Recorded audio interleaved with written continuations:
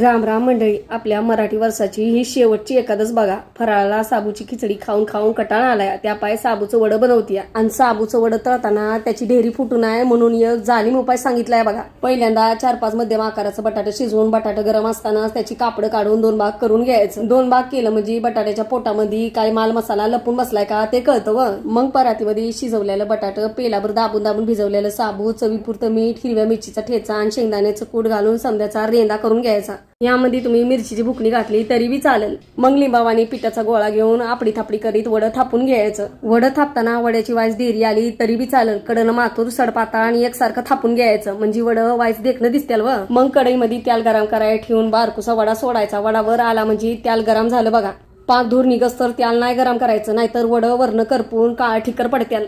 4 वडं तेलात सोडून एक गटकाभर त्याला झाऱ्या लावायचा नाही आणि वड्याची ढेरी फुटू नये आणि वड्यानं गटागटा तेल पिऊ नये म्हणून मोठ्या गॅसवरच वडं तळायचं. तेलामधलं बुडबुड कमी होऊन वरनं वडं लाल दिसायला लागल्यावर ना गॅस बारीक करून वडं काढून घ्यायचं आणि अशी माझ्यावानी जादू करीत प्लेटीमध्ये वडं ठेवून दह्याभर खाऊन घ्यायचं. आणि उलीचं वडं वासाना आजूबाजूला जमा झालेल्या जनतेला बी खाया देऊन ठेंग्याचं बटन दाबा विसरू नका.